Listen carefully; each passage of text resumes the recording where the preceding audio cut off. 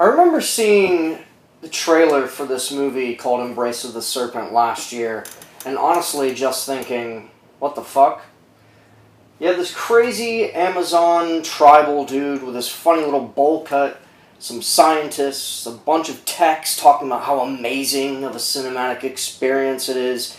And then to top it all off, you have this stark black and white photography of the jungle, which just to me seemed like a really odd choice considering that this was such a beautiful, lush location to film in.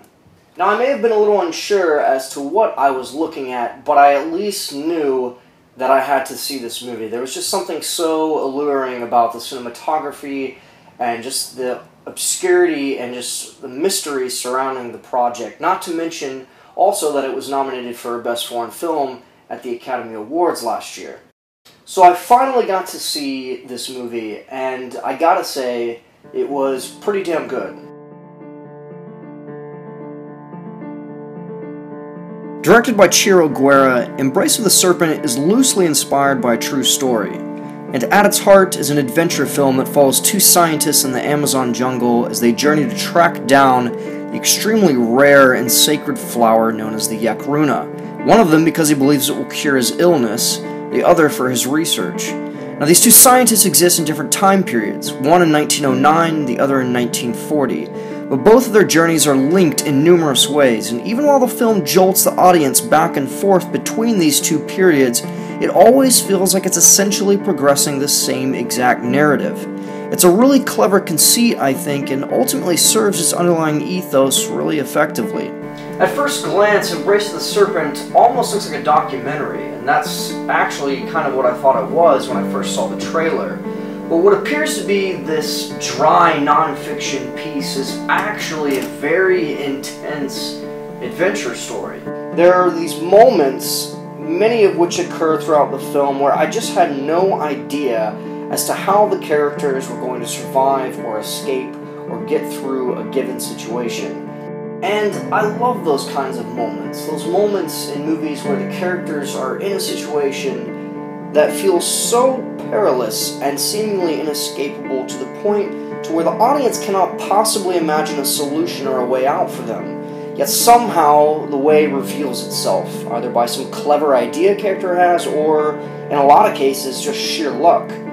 Embrace of the Serpent likes to occasionally deadlock its characters, and thereby its audience, into that same feeling of despair and hopelessness, to then somehow miraculously provide a way out. Now, I won't spoil anything, but there is one section in particular where the characters find themselves captive in this violent, messianic type cult. It's pretty scary stuff, and really cool how they attempt to escape. Embrace of the Serpent also pays due respect to many of its influences. Most notably, I would say Joseph Conrad's Heart of Darkness, along with its genius film adaptation from Francis Ford Coppola, Apocalypse Now, or even Werner Herzog's Jaguar: The Wrath of God. And in a lot of ways, Ciro Guerra, the director of this movie, seems to agree quite a bit with his predecessors on this subject. Above all, the notion that colonialism, no matter how philanthropic its intentions may be, is always rife with evil. But more importantly, I think, is how both Embrace of the Serpent and Heart of Darkness acknowledge the endless mystery of the surrounding, untamed jungle, as well as the psychological impact that that kind of environment has on the human imagination. In these stories, the jungle is almost a character in and of itself, the kind that you're hesitant about trusting because it always seems to be hiding something from you. In Heart of Darkness, Conrad writes, "Watching a coast as it slips by the ship is like thinking about an enigma. There it is before you, smiling, frowning, inviting, grand, mean, insipid, or savage, and always mute with an air of whispering. Come and find out." Nature is, after all, the evolutionary starting point of our imagination and our curiosity. This endlessly enticing labyrinth of which we've taken so long to understand.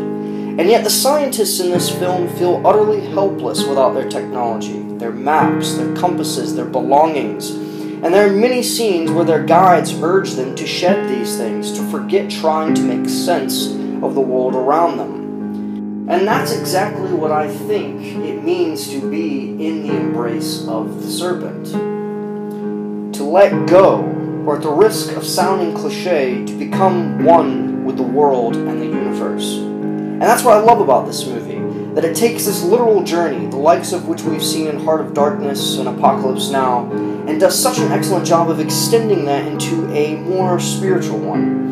It's fascinating to see these characters gradually evolve along this thread, and to watch them slowly come undone scene by scene. This is an incredible movie, and perfect for anyone that loves a great adventure story, but also gets excited about the kinds of movies that are not afraid to dabble into psychedelic and spiritual territory.